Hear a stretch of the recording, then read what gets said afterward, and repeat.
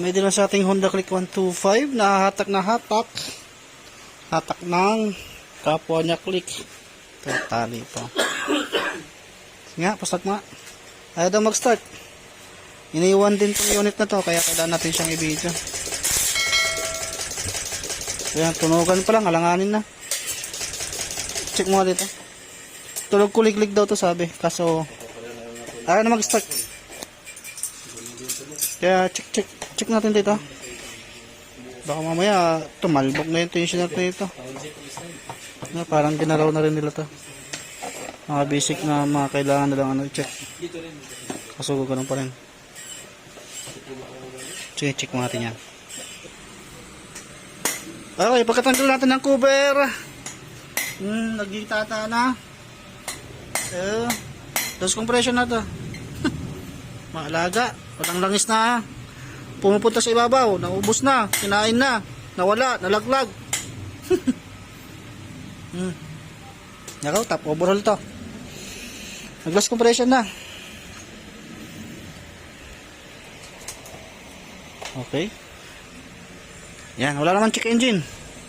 Silipin natin yung kilometer. Ano to? 58,777.5.7. Aray ko. Check mo yung ano niya, sigunyal niya. Kung may alog para at least masabi ko na dun sa may-ari yung sira nito. May kuryente naman to, mayroong pump, gumagana. Kaso sa tunog pa lang, pinapasta na sa tunog pa lang, alam na. Na pumakat.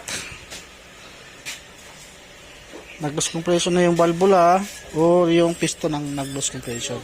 Okay, salamat. Buksan natin yung kanyang panggilid. Yun dito sa may side, wala na siyang kasama cover, kumbaga kinalas na raw. Para pagpunta dito, kunti na lang tayo yung kakalasin. Galing pa ng Tondo, Maynila ta. Hinahatak na ng ano, tali. Nang hatak click din. Check natin kung may plate or wala. Kadalasan din naman kasi nangyayari dyan kapag once na natutuyuan ng langis ay ayun, at si kunyo na nadamay.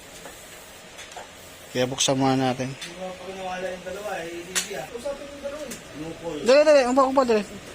Kasi hindi naman amuandar yan. Atake mo lang. Okay, wala. Sige. Okay, wala.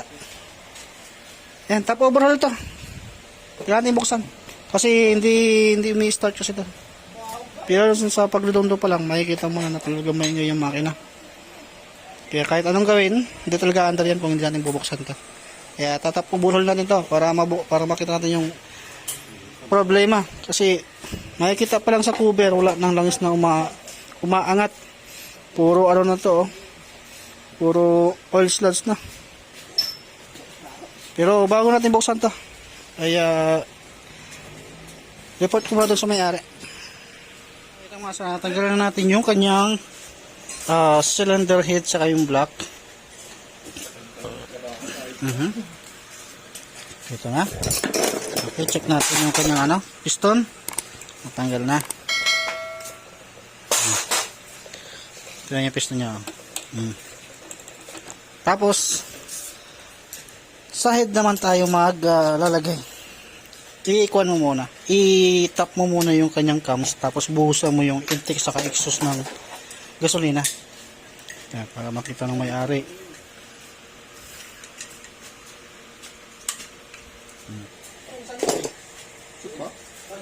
Tapos lagyan natin ng gasolina yan para check natin.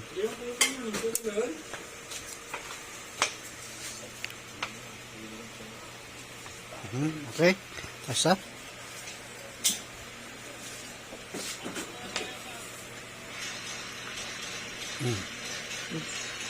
Okay, tapos check mo yung yung ingay.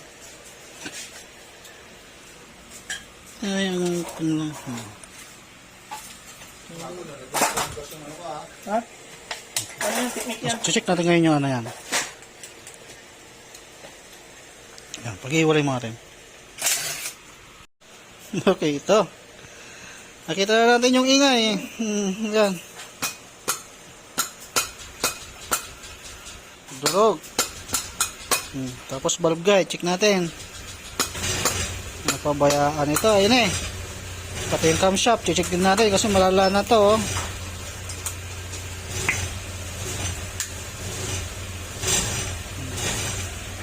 Chinsul din pag may time. Sarap. Ibang itim. Problema natin, walang budget yung may-ari nito. Meron. Oh, ayan oh. Itaas mo. Para makita ng may-ari. Kita nyo, sumasayaw yung valve guide. Yung valvula. Ayan. Isa rin yan. Sa ayaw mag-start, singaw na. Yung isa, yung intake. Yan din? Goods. Okay, goods. Exhaust, sa problema sa rocker arm. Yung isang rocker arm niya na ano. Goods din. Ay, ito. Ito, kinukod na nga oh. Exhaust. Aray mo.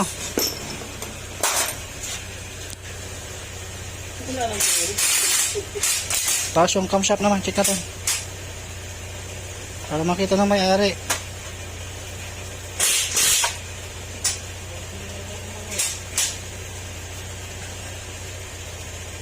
Kasi hindi pa natin nabubuksan, namumblema na sa gastos.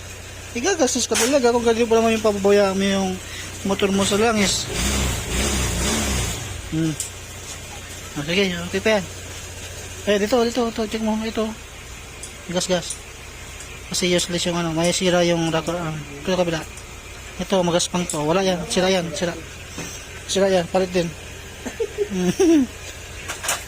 Sisirain yung rocker arm na ilalagay dyan. Tsaka nabawasan na. Bakal to bakal na kasi. Okay, wala naman tama yung kanyang sigunyal mga sira. Pero magpapalit tayo ng black set. Yung ano yung water pump goods. Goods naman. Okay, goods naman. Yung black. Tingnan mo kung may gas. Para linisan na lang natin yan. Ibalik pa natin.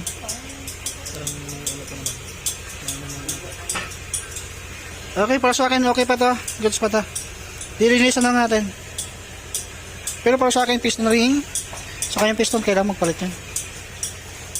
Saka rocker arm. Yan yung mga gagawin natin. Okay, isimpetsa mo na yan.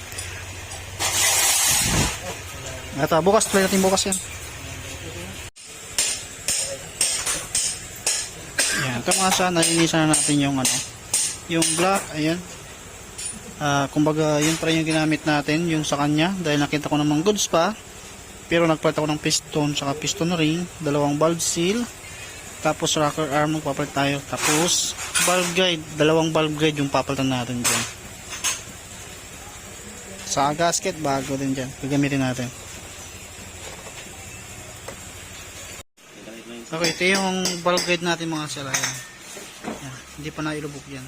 Yung isa nalubog na, tapos ilulubog natin yung isa. Tapos saka natin siya uhuningin para ito yung pinagtanggalan, no? Dalawa. Tapos rocker arm naman, saka yung camshaft na may susunod natin mamaya. Sa yung mga pisa. Tapos ito yung mga pisa para natin mga sana gagamitin para makita rin ng may-ari.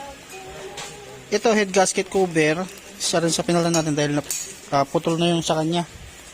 Tapos gasket at valve seal, piston ring. Yung piston nagbigay na lang ako sa kanya. Tapos niya yun. Yun yung sa akin, yun sa kanya. Yan, lubog muna natin tapos may ihuhuningin pa natin yan. Tapos na tayong palit ng valve guide. Ito naman yung piston naman yung ating ilalagay dito. Para malagay na natin yung kanyang block. Piston ring nito mga sarabago at tapos binigyan ko lang din si sir ng piston. Okay, yan na yung piston niya mga sir ha. Tapos yung ito. Lagay natin yung block. Sa kanya pa rin yan kasi nakita ko naman na gulos naman. Kaya babalik natin. Okay lang yan.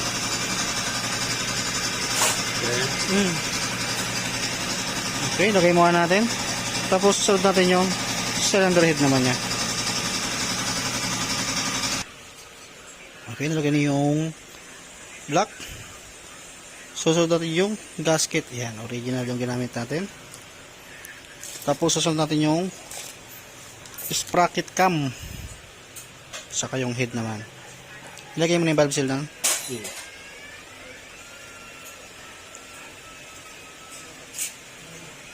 Okay, tapos sprocket cam, saka yung head. Okay, ito na yung cylinder head, makinis na dahil nirepacing natin yan para iwas sa overheating. Tapos rocker arm, ayan, nagpalit na rin tayo.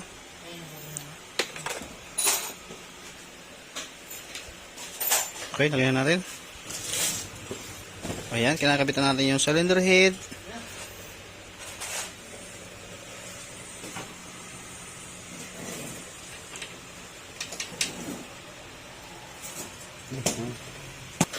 Okay, kabit muna natin. Okay, ito na mga sarana, kabit na natin yung head. Ayan, higpitan na lang to. Higpitan na to. Ito. At ginamit natin ng torque wrench yan. Tapos sunod natin yung cover saka water pump, radiator, tambucho, throttle body kakapit natin hanggang sa ignition coil. Ayan, kapitan natin panda rin na to. Okay, ito, kinakabit natin yung tambucho dahil naibalik na natin yung throttle body at cover, tapos water pump. Radiator na lang yung kulang. Air cleaner nito mga saka, walang air cleaner po yan. Okay, kabit muna natin, tapos panda rin natin. Mga bali na i-break na natin yung kanyang upuan. At na-diagnose na rin natin. Hindi ko na sa inyo pinakita kasi nga araw-araw naman natin ginagawa yan pagdating sa mga click. At na-break na rin yung kanyang radiator. Na-change oil na rin natin. Greasing oil yung ating ginamit. Talangis tapos kulan. At ito na. Maandar na siya. Medyo may pagkasingaw siya ng konti mga sir. Gawa kasi ng itong kanyang pipe ay nakaangat. Tapos kulang ng isang stud. Saka nagkakaroon din siya ng singaw. Gawa kasi nang wala siyang air cleaner. Ito